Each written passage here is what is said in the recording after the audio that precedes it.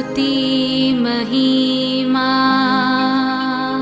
यीशु प्रभु जी गाते आते हैं तुझ पास जीवन जल के प्यास एक ही तो है आस जग निर्माता मुक्तिदाता जीवन जल देखा जीवन जल देखा जीवन जल देखा। जीवन जल कार्यक्रम देखने वाले सभी दर्शकों को प्रभु यीशु मसीह के मधुर नाम में नमस्कार। लिविंग वाटर्स गॉस्पेल ब्रॉडकास्ट ये मुंबई में एक रेडियो सेवा है। इसे हेराल्ड मैग्रेगर 1953 में जब न्यूजीलैंड से आए आरंभ किए थे, जो आज तक परमेश्वर की दया से अच्छी तरह से चल रही है। इसके लिए परमेश्वर की स्तुति हो।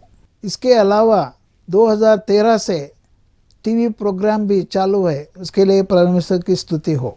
मुझे उम्मीद है कि आप ये प्रोग्राम्स देख रहे हैं और परमेश्वर का आशीष पा रहे हैं और आपके जीवन में भी परमेश्वर का महान योजना पा रहे हैं। हमारे कार्यक्रम का ये मुख्य उद्देश्य जो परमेश्वर का वचन बाइबल में जो लिखा है उसको समझाने के लिए है। परमेश्वर का वचन कहता है, आप सत्य को जानो और सत्य आपको स्वतंत्र करेगा। प्रभु यीशु मसीह वो सत्य है, जिसने उसे जाना है वो स्वतंत्रता पाए हैं।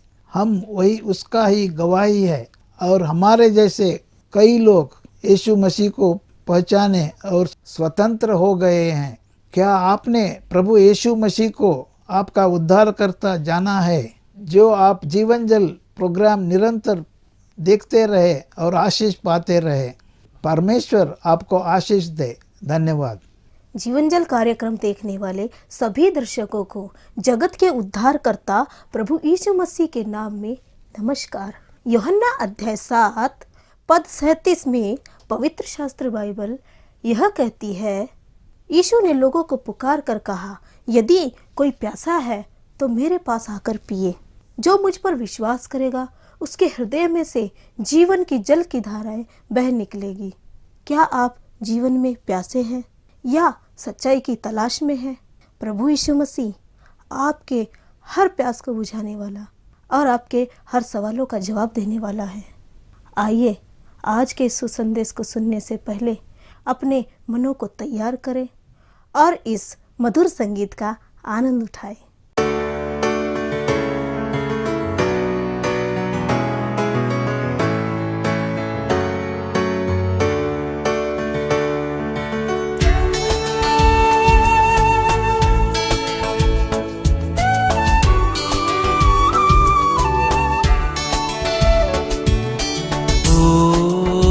गहरा प्यार, ओ गहरा प्यार यीशु ने किया। प्यार अपरंपार, ओ गहरा प्यार, ओ गहरा प्यार यीशु ने किया। प्यार अपरंपार।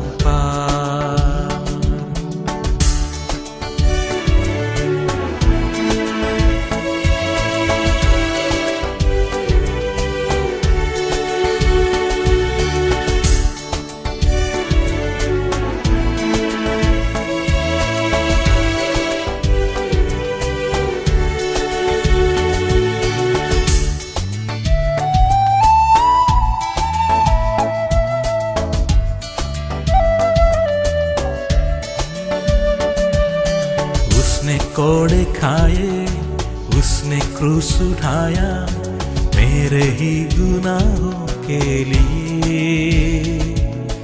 कांटों का तजपना उसका पंजर छेदा मेरे ही गुनाहों के लिए। उसने कोड़े खाए, उसने क्रूस उठाया मेरे ही गुनाहों के लिए। कांटों का ताज पहना, उसका पंजर छेदा मेरे ही गुनाहों के लिए। ओ गहरा प्यार, ओ गहरा प्यार यीशु ने किया। प्यार अपरंपार।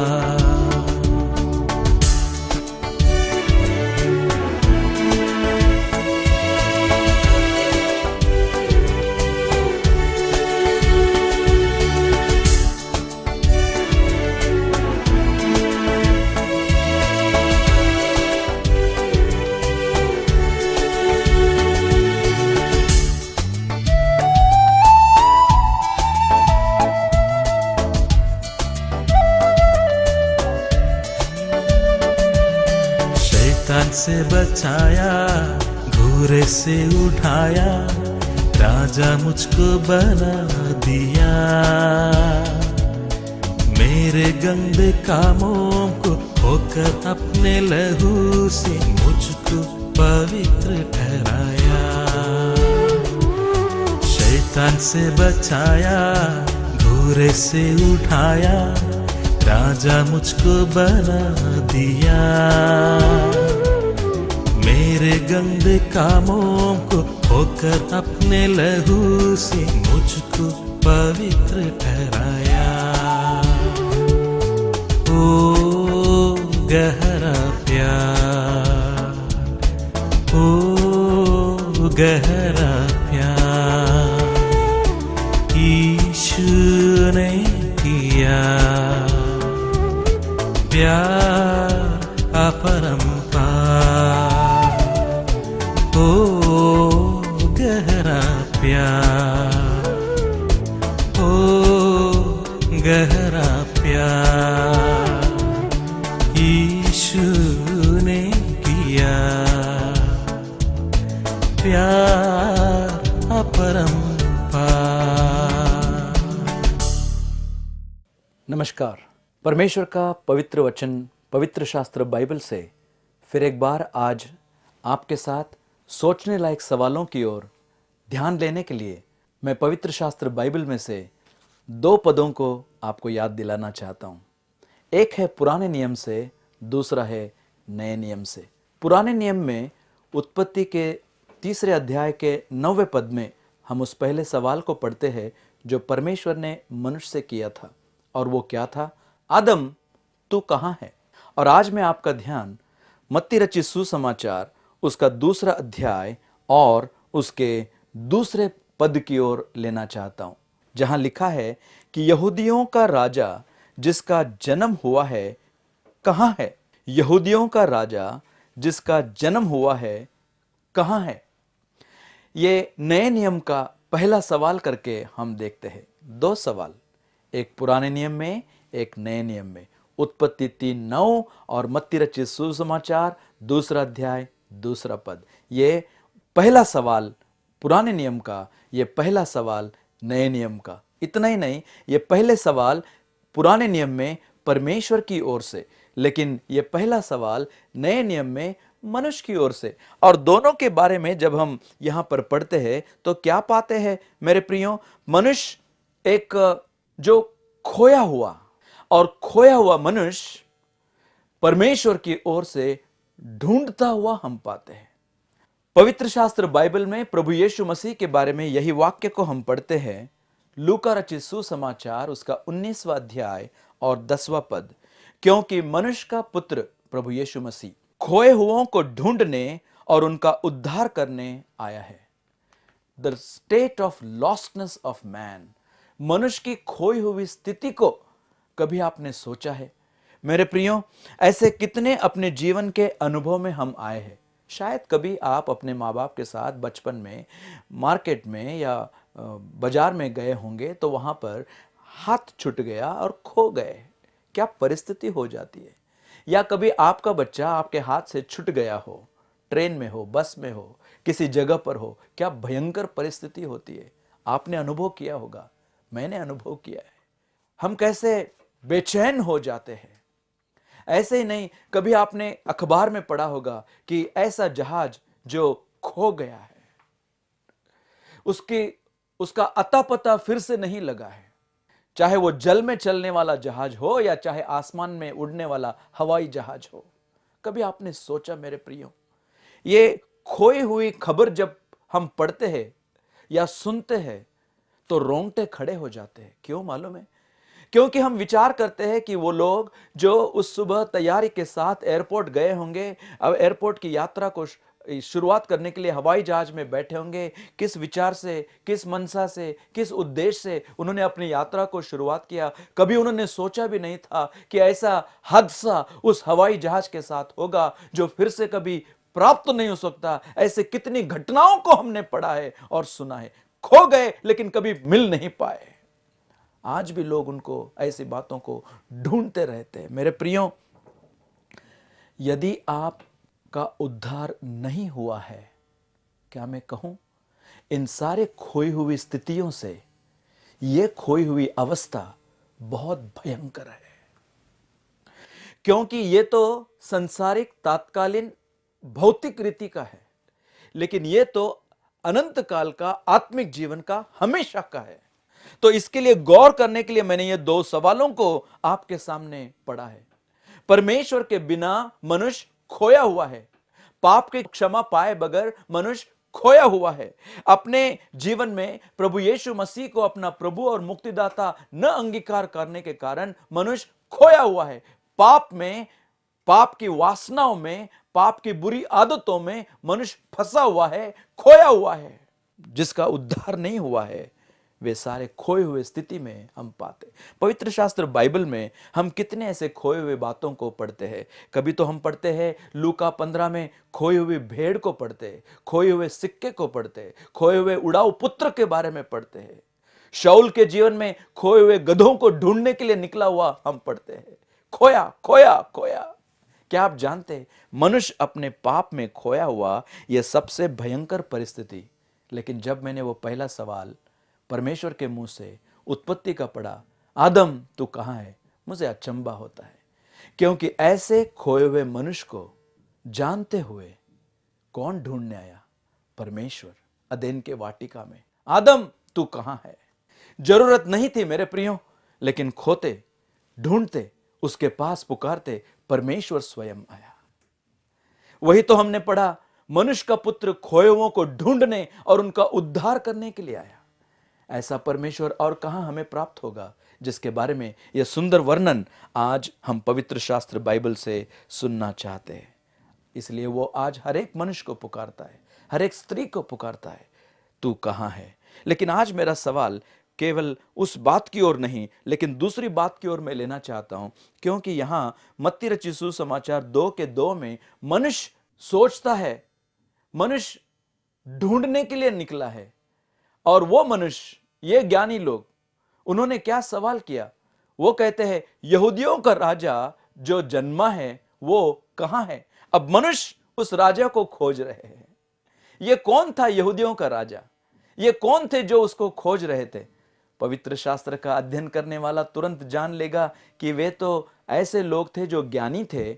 उन्होंने तो पवित्र शास्त्र का अध्ययन किया था। उनको पवित्र शास्त्र की भविष्यवाणी मीका के किताब से 5वें अध्याय पहले 2 पदों में से पढ़कर उन्होंने जान लिया था कि ऐसा ऐसा यहूदियों का राजा जन्म लेगा और वो हमारे उद्धार के लिए इस संसार में आएगा। उसके बारे में उन्होंने सुना, उसके बारे में उन्होंने पढ़ा, उसके बारे में उन्होंने ढूंढा, उसके बारे में उन्होंने सोचा, उसके बारे में प्राप्त करने के लिए लंबी यात्रा करके वे आए। और यात्रा करते करते राजा, यहूदियों का राजा जन्मा होगा तो कहां जन्म लेना चाहिए? उसने तो राजघराने में जन्म लेना चाहिए, राजा के घर में या महल में, राजमहल में। उसको ढूंढते हुए वो हेरोद के वहां पर राजमहल में गए। लेकिन कितनी गलत बात वहां पर हुई जानते हैं? ये राजा जिसको ढूंढने के लिए ये लोग आए थे। मेरे प्रियो, ये राजा वहां पर राजमहल में नहीं था। ये राजा जो सच में राजा है, लेकिन ये राजा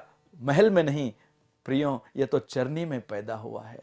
चरनी में जन्म इसलिए लिया ताकि इतना बड़ा धनवान होते हुए वो परमेश्वर आपके लिए, मेरे लिए मनुष्य बन के जब इस संसार में आया, राजा बन के तो पैदा हुआ। प्रभु यीशु मसीह एक राजा करके ही प्रकट करते हैं, जिसका अधिकार सब तरफ है, जिसकी वाणी, उसके उपदेशों में कितने बार वहां पर राजा ने बोलना और प्रजा ने सुनना। चाहे आप मत्ती रचित सुसमाचार 5 से 7 को पढ़े या 24वें अध्याय से लेकर आगे पढ़े, उसको ओलिवेट डिस्कोर्सेस करके कहा गया है। यहां पर सरमन ऑन द माउंट करके कहा गया है, पर्वतों के ऊपर दिया हुआ उपदेश या जैतून के पहाड़ी पर दिया हुआ उपदेश। राजा है और क्या अधिकार के वाणी के साथ उसने बोला है। मेरे प्रियो, उस राजा के वाणी को तो वहां पर पूरे मत्ती में हम देखते हैं, लेकिन ये राजा, मैं कहना चाहता हूं आपके लिए, मेरे लिए, राजमहल में नहीं, चरनी में पैदा हुआ।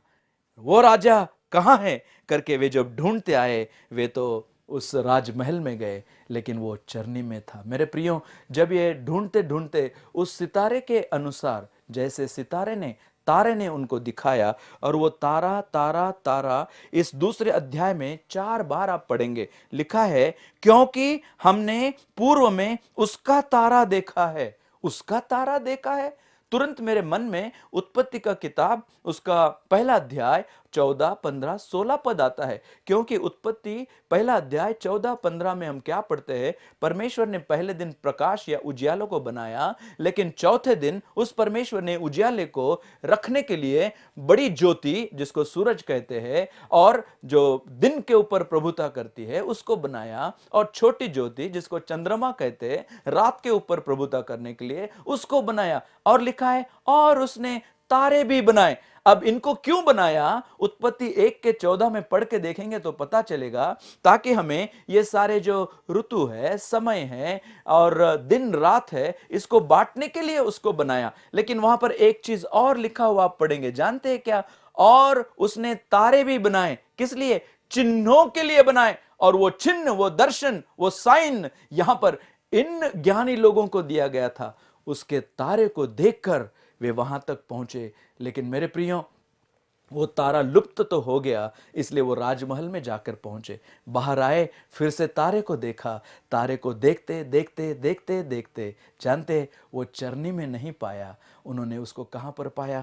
2 के 11 में लिखा हुआ है, उस तारे को देखकर वे अति आनंदित हुए और उस घर में पहुंचकर उस बालक को उसकी माता मरियम के साथ देखा और मुंह के बल गिरकर उसे प्रणाम किया और अपना अपना थैला खोलकर उसको सोना और लोबान और गंधरस की भेंट चढ़ाई। मेरे प्रियो, ये तो आए थे क्योंकि उन्होंने पढ़ा था, अध्ययन किया था। ये तो आए थे उसको ढूंढने के लिए, लेकिन गलत जगह चले गए थे। उसका तारे का चिन्ह उनको दिया था, उस तारे ने सही समय उनको वहां पर घर पर लेकर गया था। वो तब तक यीशु मसीह जो चरनी में पैदा हुआ था, अब घर में रखा हुआ था। चरनी में निश्चित वो पैदा हुआ, लेकिन अब वो घर में था। जब ये ज्ञानी लोग उसको मिलने गए, तब वो घर में था। मैं दोबारा कहता हूं, क्योंकि संसार में यीशु मसीह का बड़ा दिन मनाने का एक चेष्टा करने वाला एक त्योहार, जिसके बारे में पवित्र शास्त्र बाइबल में कहीं पर भी जिक्र नहीं किया गया है। मेरे प्रियो, यीशु मसीह का जन्म का बड़ा दिन करके बहुत सारे लोग बड़ा जश्न मनाते हैं, खाते पीते हैं और नाचते गाते हैं, झूमते गाते हैं।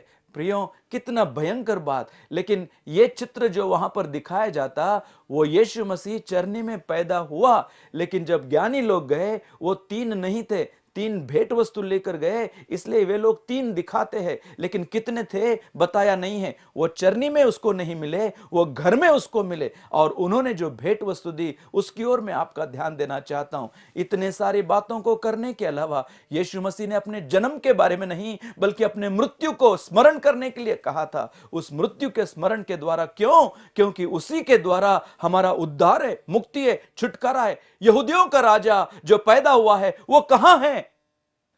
चरनी में नहीं, राजमहल में नहीं, अब तो उनके लिए वो घर में था। क्यों? क्योंकि वहां पर लिखा है, उन्होंने अपनी भेंट वस्तु को उसके पास चढ़ाया। उस भेंट वस्तु को मरियम ने देखा, जानते, उसने सारी बातों को अपने मन में रखा। सोना ठीक है, बड़ी बात है, क्योंकि सोना उसके दैवत्व को दिखाता है, उसके डेटी को दिखाता है। लेकिन जब लोबान को वहां पर दिया गया तो उसके ह्यूमैनिटी या उसके मनुष्यत्व को वो दिखाता है।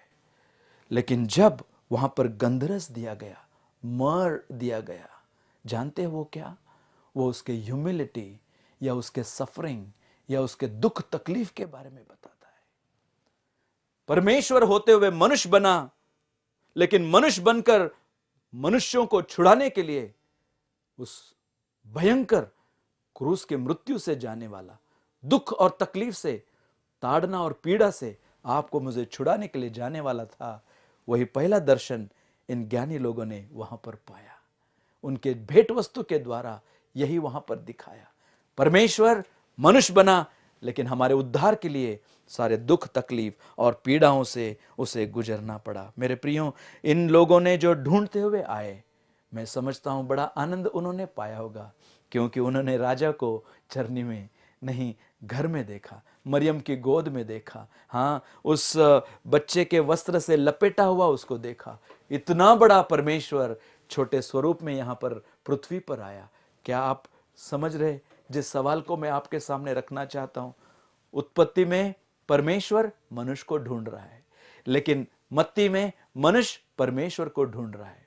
मेरे प्रियो, दोनों की स्थिति में ढूंढने वाला परमेश्वर, ढूंढने वाला मनुष्य, ढूंढने वाले परमेश्वर ने मनुष्य को ढूंढकर उसका उद्धार का मार्ग उसको बताया। ना केवल चमड़े के वस्त्र उसको दिए, बल्कि उसको एक अभिवचन दिया, प्रतिज्ञा दी कि एक आएगा, स्त्री की संतति करके आएगा और मनुष्य के उद्धार के लिए वो रास्ता खोलेगा, और वो प्रभु यीशु मसीह की ओर था। और ये जो ज्ञानी लोग उसको ढूंढते हुए वहां पर गए, प्रियो, जो भेंट वस्तुएं उन्होंने चढ़ाई, वही राजा जो राजा होते हुए, इतना महान होते हुए इतना छोटा बना, ताकि वो आपके और मेरे उद्धार के लिए सच में छोटे से छोटे का भी उद्धार कर पाए, उद्धार के लिए वो काबिल है, ये दर्शन वहां पर हम पाते हैं। मेरे प्रियो, इन सारी बातों को देखकर मैं अचंभित होता हूं, क्योंकि ये केवल इनके लिए नहीं था, ये सारे प्रजा, सारे लोगों के लिए था। मरियम ने ये सारी बातें अपने मन में रखी और सही समय पर उसने भी अपना विश्वास यीशु मसीह पर रखा। चरवाहे भी वहां पर ढूंढते, जैसा दर्शन पाया वैसे आए, उन्होंने भी देखकर बड़ा आनंद मनाया। स्वर्गदूतों ने वहां पर घोषणा की और बताया कि यही है जो पृथ्वी पर शांति लाने वाला, मनुष्यों के बीच में उद्धार लाने वाला वो प्रभु।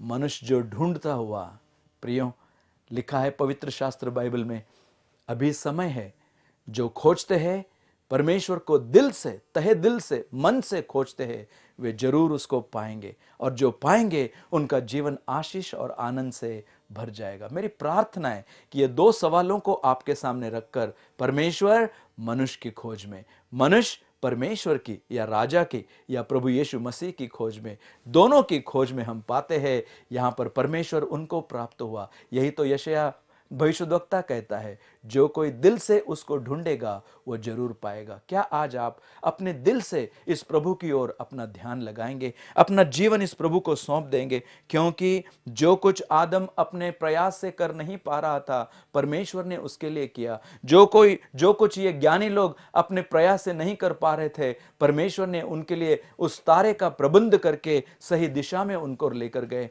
क्या मैं कहूं, यही तो एक दर्शन आपके सामने है। मेरे प्रियो, आज आप इस टीवी के माध्यम के द्वारा, शुभ संदेश के द्वारा, जीवन जल कार्यक्रम को जो आप बारंबार सुनते हैं, एक ही दर्शन प्रभु आपको, मुझे, हमें सबको देना चाहता है, और हम सबका ध्यान जैसे उसी मसीहा की ओर लिया जाता है, आपका मेरा ध्यान आज भी उसी मसीहा की ओर मैं लेना चाहता हूं। क्योंकि जिन्होंने उसकी ओर देखा, जानते हैं, उनको सच्ची शांति प्राप्त हुई है। मैं एक भविष्यवाणी से वाक्य पढ़ना चाहता हूं, जो यशायाह के 26वें अध्याय और उसके 3 पद में लिखा हुआ है। आइज़ाया 26 and verse 3। ये मेरा बहुत प्रिय वाक्य है।